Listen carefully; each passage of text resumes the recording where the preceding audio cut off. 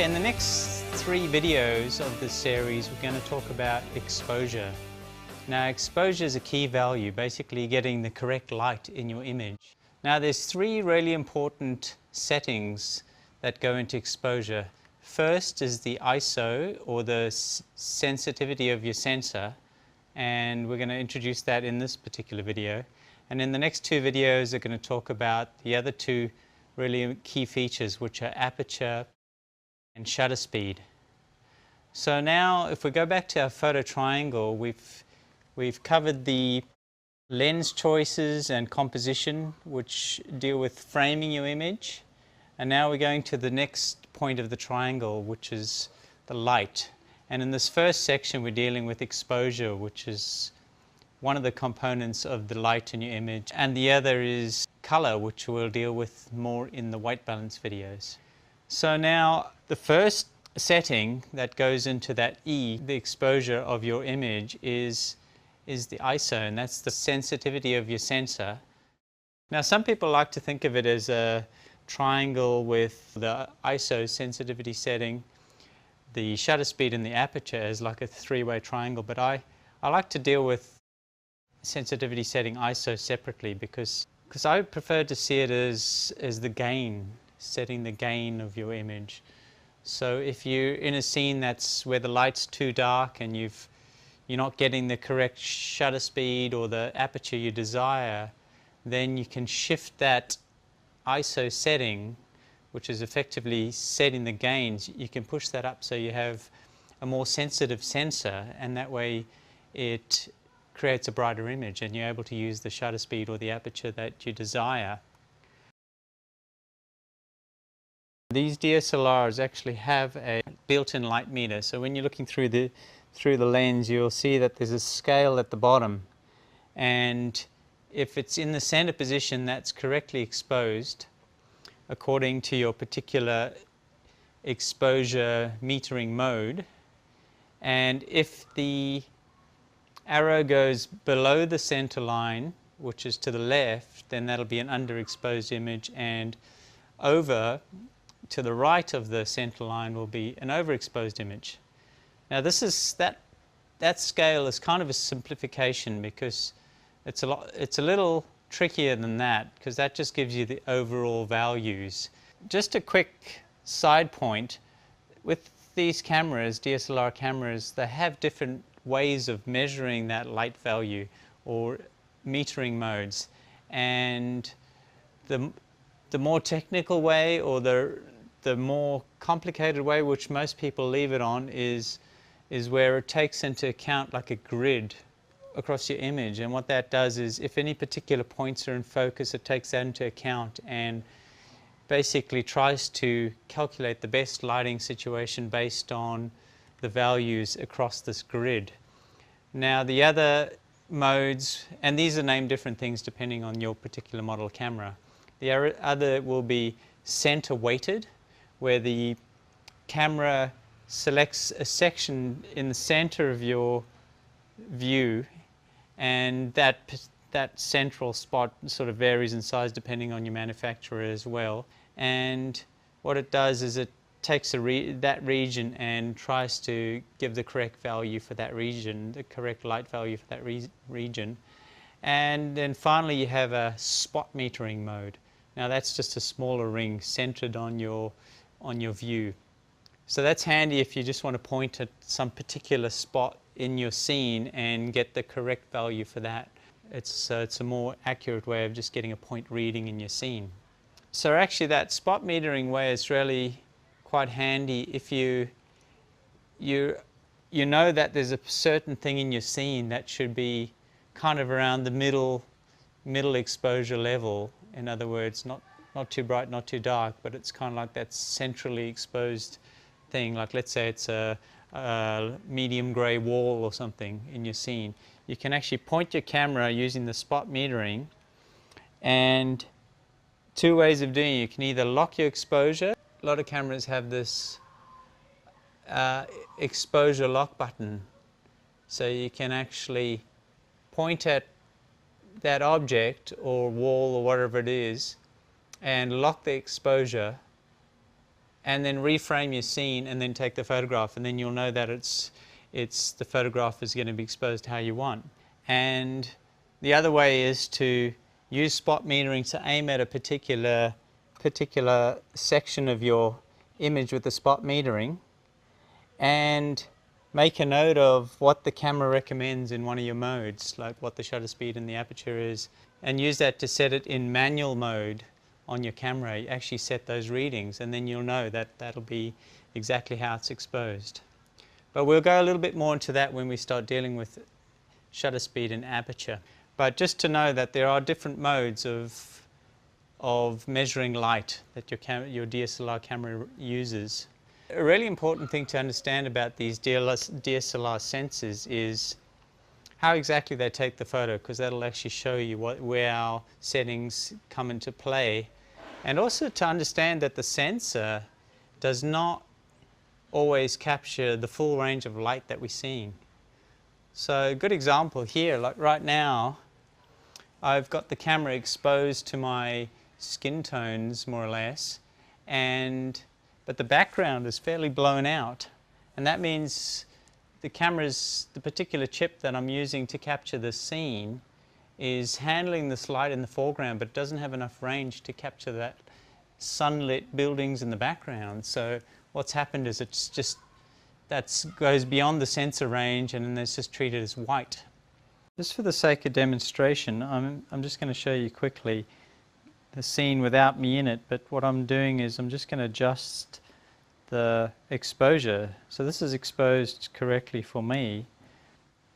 And now you notice if I start cutting down the light, reducing the light values, eventually it gets to a point where we can actually see the buildings and the sky clearly in the background. But the foregrounds, we've totally lost detail, we've totally lost shadow detail. So that gives you a good indication that there's going to be scenes where the sensors just cannot capture that full range. When you take a photograph, in certain circumstances, especially when there's like a really bright light source like the sun, you'll notice that you'll be in the situation where you're not always able to capture the light, the full brights to the full darks, because the dynamic range of your sensor cannot cover that full range. And so it becomes an artistic choice, you know, which part of the range you're interested in.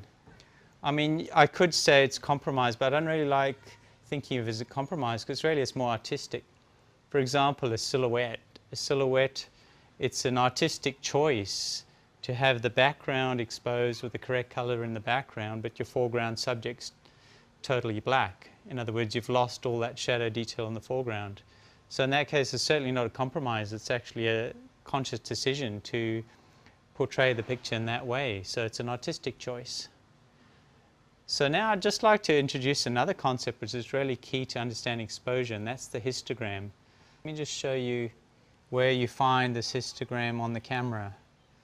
And it's when you display your images on your camera, you'll notice there's an information button, and in the info button, depending on the model of camera, it may be in a different position, but they pretty much all have this histogram view visible, where you can, when you turn that on, you can scroll through your different images and it shows you a graphical display of the light and dark pixels in your image.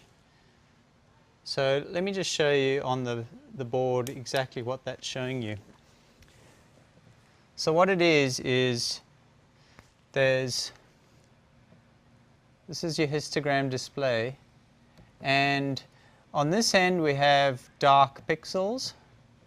So these are the points on your image that are dark, and all points from the points at this point is the darkest pixel possible. So that's a pure black pixel.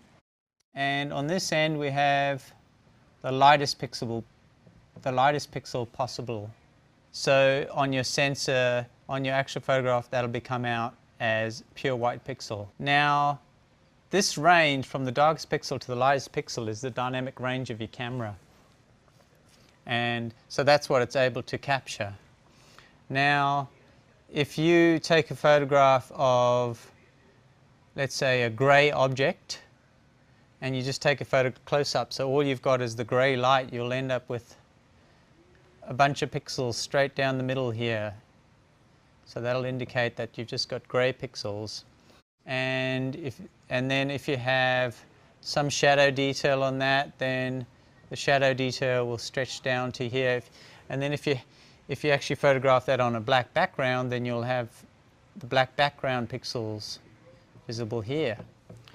And then likewise, if you have a light object in your scene, the light object will be here, and a pure white object will show pixel values here. So what you end up is with this curve, and this curve showing you what value pixels you have in your image.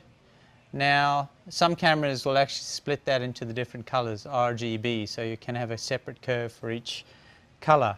But the basic histogram is showing you dark to light levels, and regardless of the actual color of those pixels. This is really useful because as I mentioned earlier, there's in your camera viewfinder, you have that little display which shows you correct exposure, and then if for some reason you're underexposed, the little marker moves down to the left to underexposed, and then you also may overexpose your image, and that little marker will show you by moving to the right that your image is overexposed. And each point there is a stop, what's called one stop. So that'll be one stop overexposed, two stops overexposed, and likewise underexposed if you head that way. But this marker shows you that when it's centered, it shows you that your image is correctly exposed according to what the camera calculates. But what it doesn't show you is the actual distribution of that light, and that's the point of the histogram. So you can actually have an image that has a bunch of pixels down here, and then not much in the middle, and then a bunch up here, and it'll show as perfectly exposed, but you may have lost detail here because some of this is underexposed, but that's not going to show you. What it's showing you is that it balances out the lights and the darks. But when you look at the histogram, you start seeing a better picture of what's going on. And what it is if you have a peak right here, and then you have information, so your curve's kind of running like that, then you have a good chance you've cut off information here, and you've actually what they call crushed the blacks. You've actually, all that detail that was in the dark area there, you've pushed it all just to one single black value. And likewise, if you have an image on your histogram like that, and that's your curve like that, there's a good chance you've chopped off highlight detail. So there's a bunch of information variation of light there that you've overexposed the image, and all that detail is lost, and it's just showing as a white area on your camera. So that's why those histograms are useful. So in some of the newer cameras, actually, you can have a live view. I'll actually swap to one of those cameras to show you. Here we have a Canon 60D, one of the newer DSLRs, and this actually has live view where you can take a photograph, and rather than looking through the viewfinder, you can just see the image on the LCD display. So that way it allows you to bring up that histogram in the info button and effectively have a live update of what's happening on that histogram.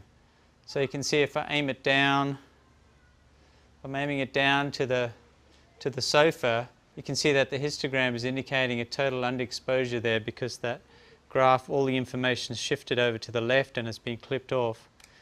Whereas if I increase or slow down the shutter speed here to increase the exposure, you can see I can center that histogram, so now that'll be correctly exposed.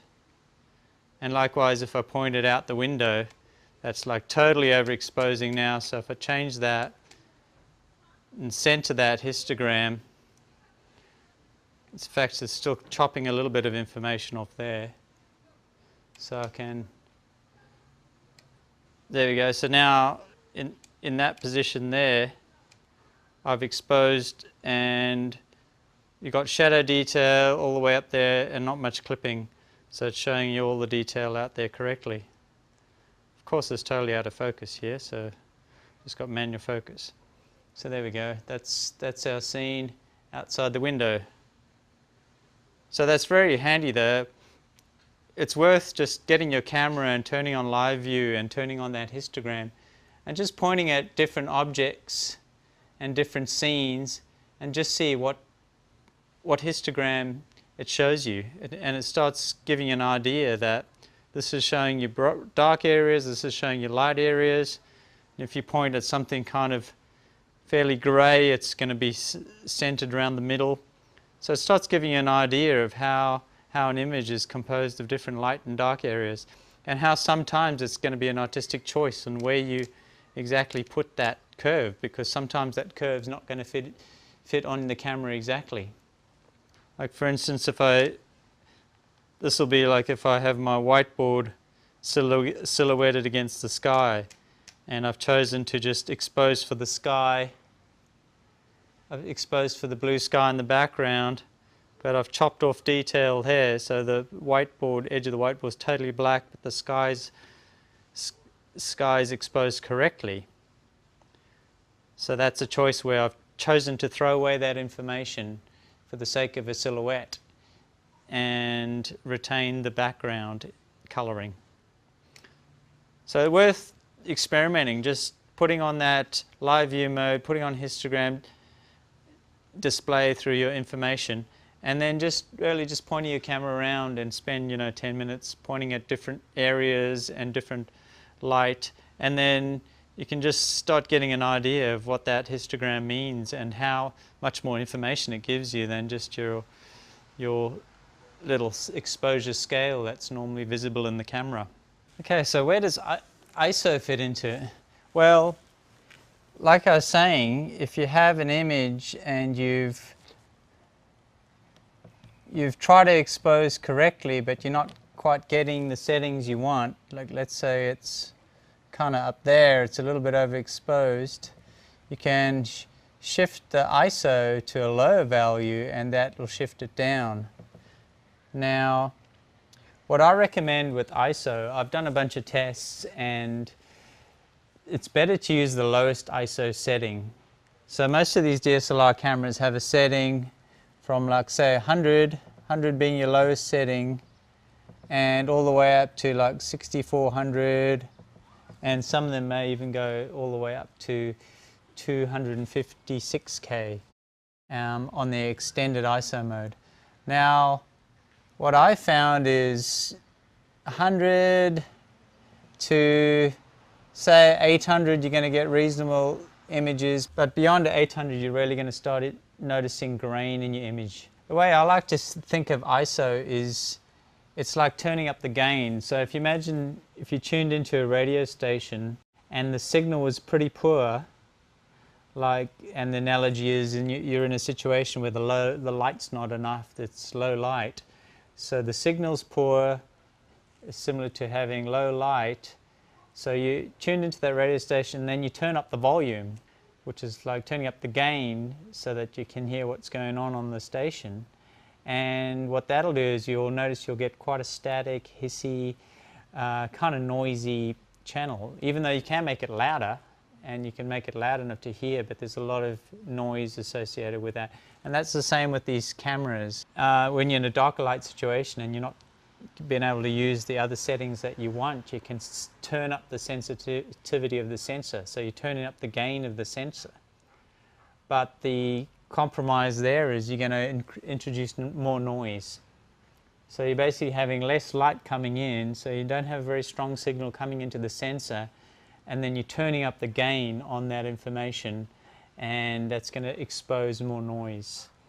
So very high settings like 6400. If you zoom into the image and look at it on the computer at full magnification, you're going to notice this speckled noise.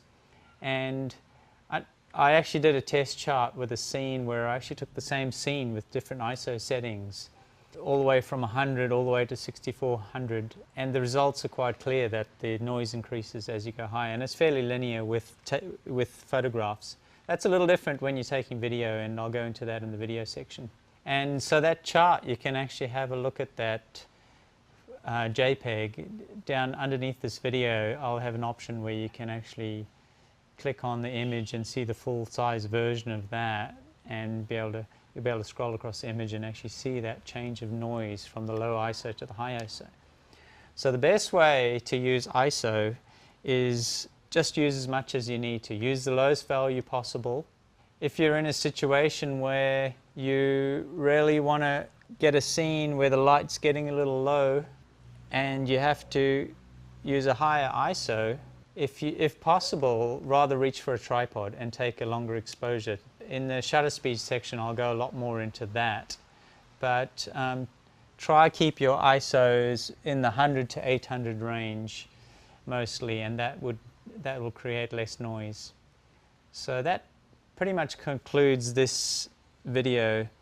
So exposure, once again, as an introduction, is the tonal or the light levels of your image, and it's a real art getting that correct and choosing what's pleasing in the range that your sensor can handle.